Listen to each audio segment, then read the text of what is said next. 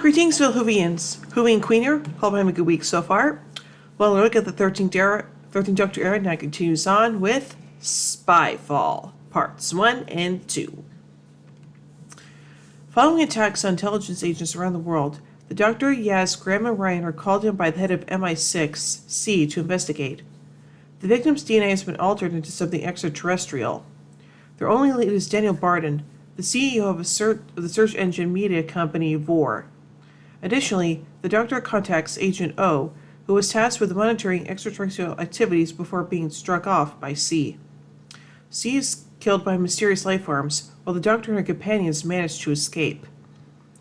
While Yaz and Ryan investigate Barden, whose DNA they discovered to be 93% human, who invites them to his birthday party the following day, Graham and the Doctor find O in the Australian outback. In their separate investigations, both groups encounter the same luminescent alien entities who appear to be cooperating with Barden. In Australia, the Doctor is able to capture one of the life forms, who reveals their intent to occupy the universe. While sneaking to Vor's headquarters with Ryan, Yaz is attacked by one such entity and transported to a strange environment. The captured alien frees itself by swapping with Yaz, leaving her in O's base. Ryan is brought to Australia and regroups with Yaz, Graham, and the Doctor. Joined by O, the four investigate Barden at his birthday party. After being confronted by the Doctor, Barden denies all accusations puts him and angrily leaves in his car. The Doctor and companions pursue Barden motorbikes to his private jet.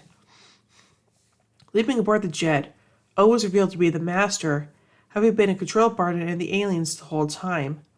Barden then disappears from the pilot's seat, leaving a bomb in his place. The Master says to the Doctor, "One thing I should tell you in the seconds before you die. Everything that you think you know is a lie." The device detonates, shattering the nose of the plane and sending it into a nosedive. The Master teleports to his waiting TARDIS, and two of the aliens cause the Doctor to disappear from the plane, reappearing in the same environment Yaz was in earlier, leaving the others in the falling plane. Ugh. And now on to part 2. In the dimension of the aliens, now revealed to be the Kasavans, the Doctor meets computer pioneer Ada Lovelace and grabs her hand when a Kasavan appears, transporting them to an invention exhibition in 1834, where they encounter the Master. Though the Master knows the aliens' name and intentions, the Doctor realizes he does not fully understand them when he asks her how she escaped their dimension. Ada takes her to the residence of polymath Charles Babbage, where the Doctor summons a Kasavian via a figurine identical to the one in Barton's office, hoping to return to the 21st century. Ada suddenly grabs the Doctor's hand as she fades, and they actually travel to Paris during World War II instead. They are rescued by British spy Noor Inayat Khan, though the Master continues to pursue them, posing as a Nazi officer through the use of a perception filter. The Doctor meets with the Master atop the Eiffel Tower, where later reveals that he had the Kasavans kill spies in order to get the former's attention and claims that Gallifrey has been destroyed.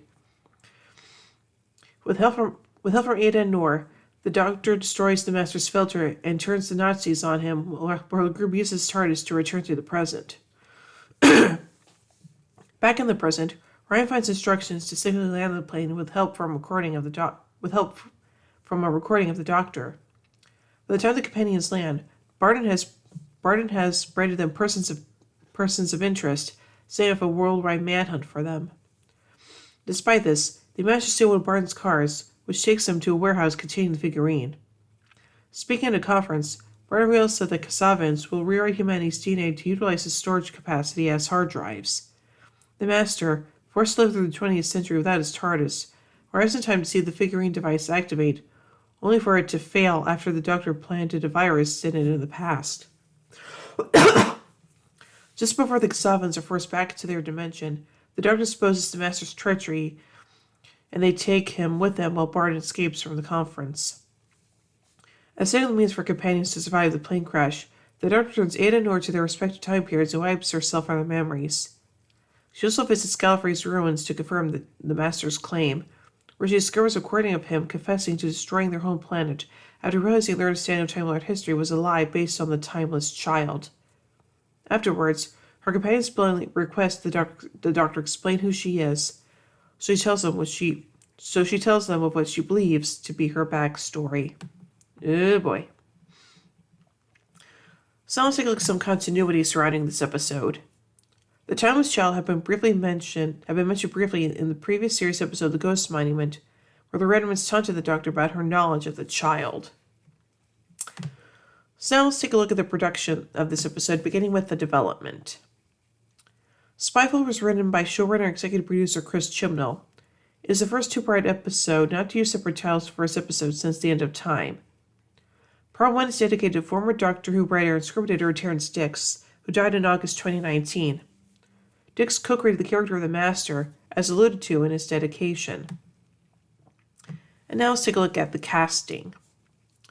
The episode sees the return of Jodie Whittaker as the 13th Doctor for her second full series. Bradley Walsh, Todd Zacole, and Mantab Gill also reprised their roles as Graham O'Brien, Ryan St. Clair, and Yasmin Khan, respectively.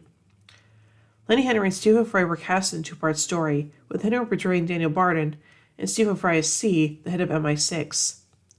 Sacha Dhawan made an unannounced appearance as the Master, who had supplanted an MI6 agent codenamed O. Dhawan previously portrayed Boris Hussein, the director of the very first Doctor Who serial, and the 2013 docudrama An Adventure in Space and Time. Dhawan said he'd been notified of the role in January 2019, about a week before filming began in South Africa. At the time, he was working with Peter Capaldi, the actor who played the previous incarnation of Doctor on the scripted play. Dhawan had found it hard to keep a straight face in front of Capaldi since he had to keep his role secret. And now, finally, onto the filming. Jimmy Magnus Stone, who previously directed the 50th anniversary minisode The Last Day, directed the first block, which comprised the first and fifth episodes of the series. Filming commenced on January 23, 2019. Lee Havens-Jones directed the second block, which comprised the second and third episodes. Multiple countries were portrayed whilst filming in South Africa. So overall, I really like this episode, and I thought it was really great to bring the Master back, and of course, we'll be seeing probably a little bit more of him throughout the series, but who knows? But, well, you know what I mean by that, so yeah. Anyway, so overall, I give Spyfall 4 sonic screwdrivers out of 5. And anyway, tune in next time as we take the next episode, Orphan 55. Well, hope you enjoyed this review. Hope you enjoyed this review. And if you did, be sure to give it a thumbs up, share it around. Don't forget to subscribe, hit the bell icon to be notified when I upload videos. And if you help support the channel further, then be sure to check out my Patreon page. Link is always in the description below. Anyway, until next time, this is Hoovy and Queen saying, "Oh my giddy aunt! When I say run, run! I have a versatility of the neutron flow. Would you like a jelly baby? Fantastic! Allons-y! Geronimo!" Bow ties are cool, fezzes are cool, and Stetsons are cool.